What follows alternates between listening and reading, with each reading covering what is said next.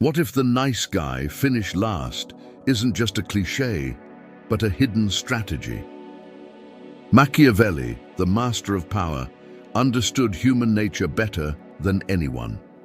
Discover how his ancient principles reveal a surprising truth about why uncertainty can be incredibly attractive to women and what that means for your dating life. Most men live in a state of urgency, pouring themselves into every interaction with the belief that visibility equals value, that immediate reaction demonstrates interest, that constant availability creates connection. They over-explain, over-apologize, overshare, imagining that effort can substitute for essence. She notices, perhaps, she smiles, she acknowledges, but her attention drifts, her desire does not anchor, and she quickly moves on. There is no tension, no curiosity, no quiet pull that leaves her mind racing when he is gone. His presence is transparent, predictable, and therefore forgettable. And yet, you, though calm, measured, and seemingly indifferent, hold a magnetism that these men cannot even perceive. You do not act out of desperation. You do not seek immediate approval. You respond selectively, revealing fragments of yourself like scattered pieces of a puzzle. And in these gaps, a mind begins to wander, to imagine, to interpret, to invest. Every delayed message, every measured response, every silent pause becomes a stage on which she constructs your value. The simple act of waiting, of withholding without agitation, is more potent than any declaration. She notices subtleties that would escape the average man. The steadiness in your voice, the calm rhythm of your movement, the deliberate economy of your words. It is not aggression she senses, nor is it arrogance. It is authority refined into presence, an invisible architecture that shapes perception without effort. Within that presence, she detects freedom, the independence of a man not tethered to her whims, the clarity of someone who orients himself around purpose rather than external validation. That freedom, radiant and unspoken, becomes magnetic. She finds herself drawn to the man who is not chasing, who does not beg for attention, whose absence carries weight because it is a measure of self-control. The brain, wired to respond to patterns of uncertainty, begins to reward curiosity. It projects depth where there is intentional mystery. It invests emotion into what cannot be fully known, and the pull is involuntary, instinctive, and irresistibly compelling. As you witness these dynamics, early realizations arise, small sparks that anchor your attention and invite reflection. The man who chases, who reacts immediately, who overinvests in the ephemeral, mistakes effort for influence, visibility for dominance. You understand the inversion. Restraint creates tension, and tension creates desire. You are not performing. You are manifesting a principle of human nature that the untrained fail to see, a principle as ancient as power itself. Her mind, conditioned to expect predictability, now encounters a man whose attention is measured, whose boundaries are deliberate, whose presence demands reflection rather than casual consumption. And in this cognitive friction, curiosity blooms. She imagines your life, your intentions, your inner landscape. She projects onto you the qualities that ordinary men must fabricate. Every subtle choice you make, pausing before a response, maintaining calm in conversation, offering insight without oversharing, becomes a lesson in invisible authority. She recalibrates, internally evaluating the value of a man whose attention is neither freely given nor erratically withdrawn. This is not manipulation, it is alignment with human instinct and the natural consequence of a mind exercised in self-control and disciplined awareness. Even without a word, you communicate. I am composed, I am anchored, I am not defined by your response. And within that statement, unspoken yet palpable, she senses the magnetic pull that most men cannot generate. Her curiosity transforms into engagement. She begins to chase, not because you demanded it, not because you coerced it, but because the architecture of your behavior has designed a reality in which pursuit is inevitable. She imagines, speculates, wonders, and invests emotion into the spaces you have intentionally left undefined. Each glance, each pause, each carefully timed interaction serves as a mirror, reflecting the difference between ordinary men and a man who commands his own space and value. This is the early alchemy of attraction, not through effort, not through displays of validation, but through the careful orchestration of presence, absence, and the invisible weight of self-mastery. Machiavelli observed centuries ago that perception is the foundation of power. The Stoics understood that mastery over oneself precedes mastery over circumstance. When these principles converge within your behavior, you become a man whose presence commands attention without demand, whose silence intrigues without coercion, whose calm creates a gravitational pull stronger than any words could convey. She senses the tension, the contradiction between availability and detachment, desire and restraint, and finds herself drawn into a web of curiosity and fascination. This is the law of human desire. The more complete your self-mastery, the more her mind fills in the gaps with projection, imagination, and longing. By the end of even a single interaction, you have begun to establish authority, respect, and fascination. You have demonstrated the invisible mechanics of influence, composure over reaction, mystery over predictability, presence over pursuit. And as she recalibrates, reflecting silently on the man who moves through the world with confidence, calm, and control, you begin to perceive the timeless truth embedded in human behavior. Attraction is not won by effort, it is earned by restraint, demonstrated by autonomy, and revealed through the careful orchestration of tension and perception. Each micro-realization you hold strengthens your identity, rewarding attention with clarity, insight, and authority, and quietly establishing you as a master of principles that ordinary men cannot grasp. And in this space, the quiet, reflective authority of a man fully aligned with himself, his values, his attention, his rhythm, becomes irresistible. She chases not because she is compelled by external force, but because the architecture of your being, the measured, intentional, unshakable presence, invites her to invest her curiosity, her attention, and her desire into a reality she cannot fully control, yet finds herself needing to understand. This is the first truths of your transformation. Power and attraction are invisible forces, shaped not by action alone, but by the deliberate management of presence, absence, and the gravity of self-mastery. The moment you step back, the world begins to shift. Silence becomes louder than words, distance transforms into presence, and uncertainty, when mastered, turns from a weapon that wounds the insecure into an instrument that shapes desire. You begin to understand that what makes a woman chase is not the illusion of perfection, but the contradiction she cannot resolve. The man who is near yet unreachable, attentive yet unclaimed, emotionally aware yet unbending in principle. Every movement, every delay, every gaze becomes a message written in invisible ink.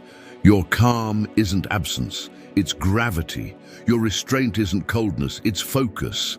To her, this stillness is unfamiliar, and what is unfamiliar to the mind becomes magnetic. You have interrupted the pattern.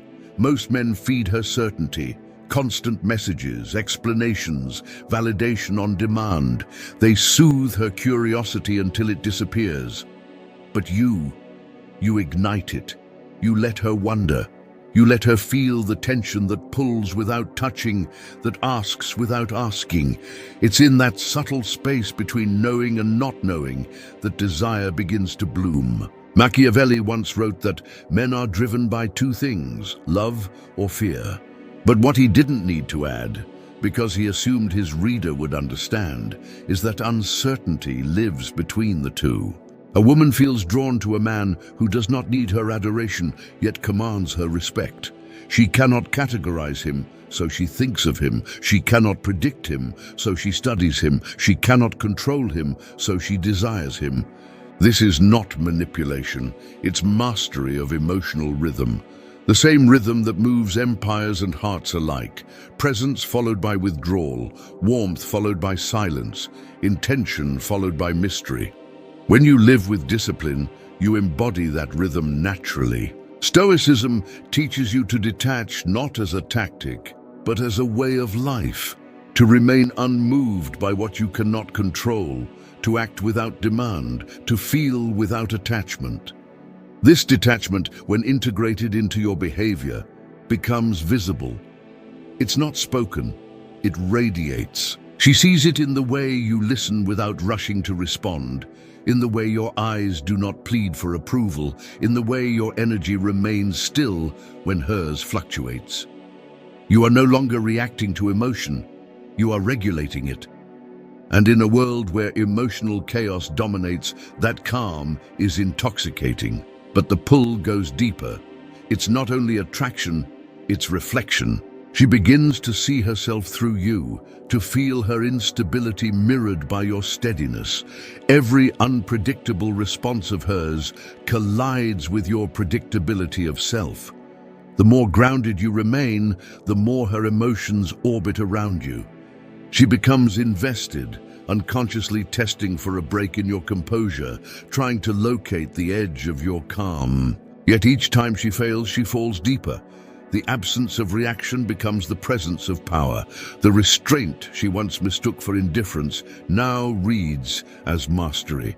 The mystery she once found frustrating now becomes the source of fascination. You start to notice how her behavior changes, her tone softens, her questions become more personal, her laughter becomes layered with curiosity. She begins to chase equilibrium, the emotional stillness she senses in you but cannot reproduce within herself. That's the quiet secret of attraction. It's not about entertainment, not about attention, but about emotional regulation. The one who controls the emotional tempo controls the dynamic. And when you anchor that control in integrity and principle, it ceases to be manipulation and becomes respect. Marcus Aurelius once said, "The soul becomes dyed with the color of its thoughts." When your mind is steeped in composure, your presence carries that color. It's why your stillness feels powerful, because it's painted with intent. It's not withdrawal for its own sake, but the disciplined act of not chasing what should come naturally. You create contrast. While the world begs, you wait. While others argue, you observe. While many prove, you remain silent. That silence becomes a mirror in which she confronts her own need for validation, her own discomfort with uncertainty. She begins to associate you with depth because you do not reveal everything at once, because you make her earn understanding through presence, patience, and attention. There is a moment, sometimes subtle, sometimes dramatic, when she realizes she's thinking about you without trying to. That's when the architecture of uncertainty has taken root. You've transformed from a man she met into a presence she feels. Your calm has become her internal question. Why do I think of him? Why do I miss what I never had? The answer is in the emotional design you've built. You've created space for her imagination to participate, and when imagination participates, attachment follows. But the Stoic and the Machiavellian within you must coexist carefully. Too much distance and curiosity turns into indifference. Too much attention and desire dissolves into comfort. The mastery lies in balance, revealing just enough to reward her attention, yet withholding enough to sustain her curiosity. It's an art form, measured not by reaction but by awareness. You do not chase her emotions, you choreograph them by remaining aligned with your own. You start to see that uncertainty is not chaos, it's order hidden behind discipline. It's the deliberate allowance of space where connection can breathe. It's the silence between notes that makes the melody resonate. You are not playing games, you are restoring polarity. Masculine and feminine energy are drawn to contrast. structure and flow, stillness and movement, reason and emotion. When you embody your side of that polarity fully, you invite her to return to hers. That's why she softens around you, why her voice changes, why her energy becomes receptive. You have given her something modern life rarely offers, a man who does not bend to her emotion, but steadies it. This realization deepens. You begin to see why so many men fail. Not because they lack looks, status, or charm, but because they collapse under uncertainty. They explain when they should pause. They pursue when they should observe. They seek closure when they should hold silence. And each act of emotional overexposure strips away mystery, authority, and respect. But you, through composure, awareness, and restraint, reintroduce what the world has forgotten, that attraction is not built through noise, but through stillness. There comes a moment when the chase reverses, not through tricks or timing, but through the natural gravity of self-possession. You begin to notice it in her tone, the hesitation before she speaks, the subtle urgency beneath her calm. What once seemed indifference on your part now reads as power. What once felt like distance now feels like mystery. She begins to fill the silence with meaning, to interpret your pauses as intent, to mistake your calm for depth. And in doing so, she invests herself completely. But this was never about control. It was about mastery, of emotion, of energy, of perception. You did not change who you were to attract her. You became more of who you truly are. That quiet discipline, that unshaken rhythm, is what pulls her toward you. Because in a world of men who seek comfort, you embody tension. In a culture that worships reaction, you remain composed. You are no longer playing within her frame. You have built your own, and she feels the difference. This is the essence of masculine authority. The ability to lead without chasing, to influence without pleading, to be desired without needing to be desired. You move as though nothing external defines you, and in that movement, you redefine what attraction even means. She begins to sense that your attention is sacred, not scarce. It carries weight because it's anchored in principle, because you give it only where it's earned. And when she finally receives it, it feels like sunlight breaking through a storm. Rare, warming, unforgettable. Every interaction becomes a quiet reflection of your internal philosophy. You no longer speak to impress, you speak to express. You no longer wait for validation, you wait for alignment. You no longer fear distance, you use it to create meaning. The Stoics called this tranquil strength, the equilibrium that comes from knowing that your emotions are yours alone to command. That calm doesn't make you detached, it makes you untouchable. It shields your integrity from impulse, your dignity from chaos. And paradoxically, that is what makes women feel safest around you, not the promise of control, but the presence of stability. She feels that stability like gravity. Her emotions swirl, her thoughts wander, but your presence remains unmoved, and that contrast becomes irresistible. You don't have to chase validation because your value is self-evident. You don't have to perform because your silence already speaks. You've become what most men never become, a mirror that reflects without distortion.